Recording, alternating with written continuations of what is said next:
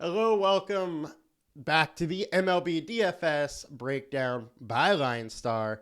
And before we get into it, make sure to like, comment, and subscribe to all our videos. It helps us a ton, helps the algorithm. Make sure to comment.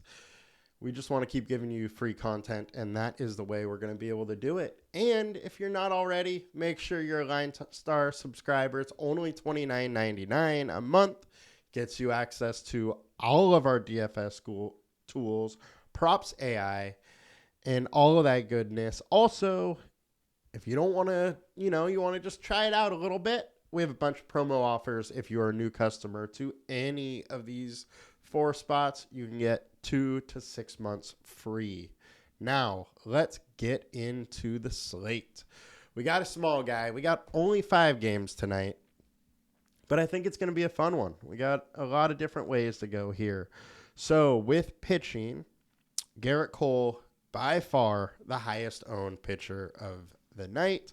And then we got Dylan Cease underneath him. One thing, let's start with Cole. The one thing I see here is he has not had a blow-up game yet. We know he's prone to them. If you can see his history, every few games he ends up having a blow-up game, and he just hasn't done it yet. He has been absolutely lights out over his last 5 starts. 2.01 FIP. That is incredible. 0.8 ERA, 29% K rate. He's been extremely good. This Texas lineup is decent. 23% K rate, so a higher K rate, but their ISO is above league average at 164. And Cole has some scary StatCast data here with almost 39% fly ball, 30% hard contact rate. So, Cole, we know, can give up a couple homers. There is a chance that he does it in this game. And the BVP data is also a little scary. 74 plate attempts. Texas hitting 284 off him. And now this BVP data, it is the expected lineup that we expect Texas to have. So this may change throughout the day if there's a different confirmed lineup than we think. Main thing also to look here is a 313 ISO versus them here. Combined K rates almost 26%. So Cole's in a decent spot. He's going to be very high owned. I get it. He is extremely expensive, though. I don't know how much I'm going to follow the field here, just given his price tag. But hey, I also have been a Cole fader. I was in the offseason and still kind of have been so far this season. I expect him to regress a little bit to his norm. I don't think he is this pitcher that he has started out to be. He is very good, don't get me wrong. One of the best in the game. But he's been unstoppable lately. So next we got Cease. Cease hasn't been great to start this year. He's doing the exact opposite as Cole.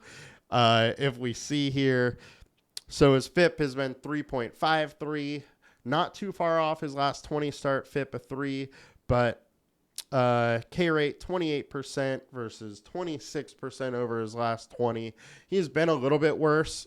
He's probably had a little bit of bad luck. He has had a couple tough matchups: Houston, Minnesota, Baltimore, Tampa Bay, and now he's seen Tampa Bay again here. So do with that what you will. His StatCast data has been good. BVP data versus Tampa Bay isn't great. 24% combined K rate. So the upside as far as the combined K rate, very similar to Cole. However, it is a little bit harder matchup and there's similar ownership. Cease is just less expensive. Tyler Mahle is kind of the obvious, somewhat cheaper option, and he's coming in third. Shane McClanahan hasn't been quite himself. Actually, he's been pretty good. Sorry, I feel like he got off to a little worse start than he did, but 2.77 FIP, really solid, 32% K rate, 26.7 over the last 20. So he's actually been really good, and this White Sox lineup isn't that great. I would say they're average or below average, 29% combined K rate. for the White Sox or for Shane McClanahan today. So with that information at lower ownership and cheaper than Cole, personally, I'm going McClanahan over Cole. Next, we got Joey Lucchesi. Lucchesi is really interesting. He had a great first outing versus the Giants, going 7 innings, having 9 Ks. Now, it is the Giants. They strike out a lot. But look, this Nationals team is not great in a pitcher-friendly park. Nationals have super low ISO, under a 300 WOBA. You know, he's in a good spot. Absolutely. So I don't mind going to Lucchesi. 3.74 FIP over his last 20 starts, 3.19 over his last 5. So he's been a solid pitcher, and at his price, you gotta like that. So only a 20% combined K rate, but hey, at 6K, I'll take that. Next, Andrew Heaney is probably your mid-price pitcher to get a little different here. He's against the Yankees. Yankees can strike out a lot. And the main thing with Heaney here is that he has a 33.3% K rate over his last 20 starts. So the upside is there. He can get shelled. We know that. And you saw it on his first start. But outside of that, he's been decent. And he's had one ceiling game with 10 Ks. Other ones have been, right around 4 Ks. But I think he's a little better strikeout stuff than that.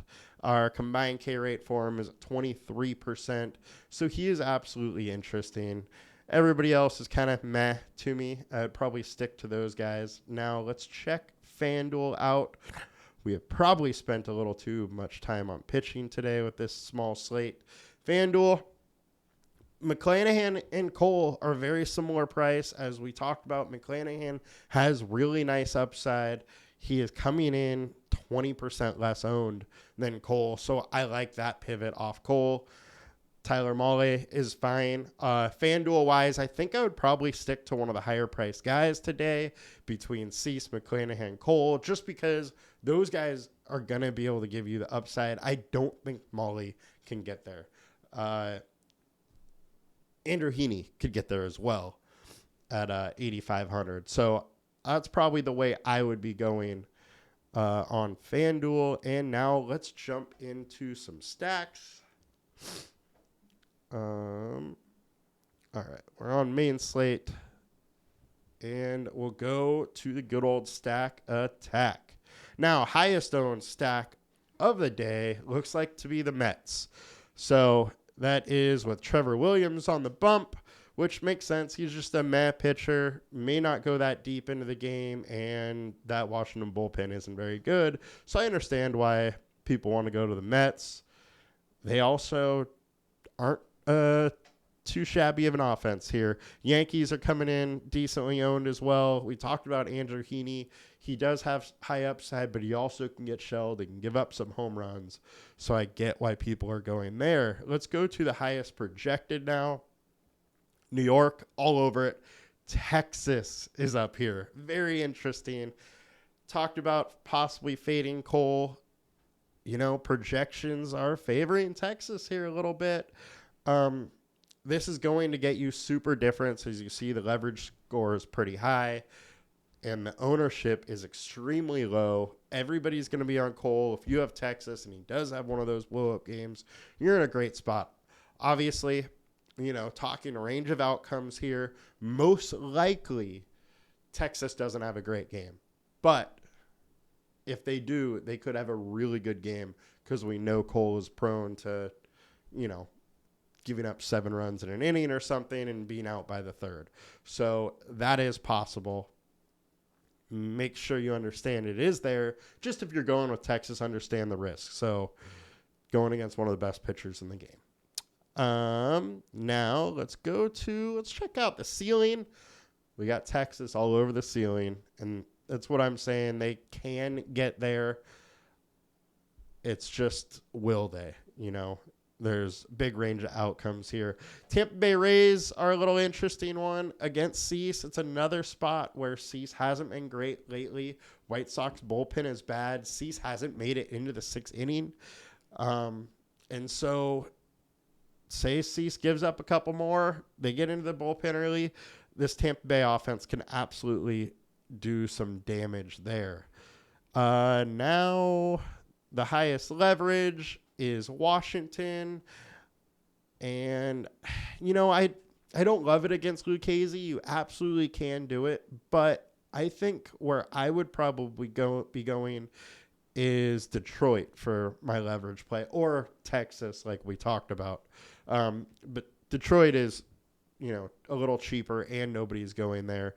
But they're against Kyle Gibson. Kyle Gibson, highest last 20 FIP on the slate, 4.38, allowing 1.89 fantasy points per minute. Gibson can get crushed, and there's quietly been some hitters in this Tiger offense lately. So I like that. They're also starting to barrel the ball a little bit more, as you can see some of the barrel numbers being up a little bit. So that will do it for us today. Actually, before we go into there, I just wanted to bring this up too. Minnesota's in a decent spot. We didn't get to that one. But Greinke is just not good anymore. And if you get past him early, you have that KC bullpen, which has been really bad. So I like Minnesota here. I want to show you these numbers for the bullpen on the White Sox. White Sox bullpen's been awful. That's one reason to target Tampa Bay. All right, guys, we are done. Thank you very much. I will see you back here tomorrow for Friday's slate. Good luck tonight. Have a good one. Bye.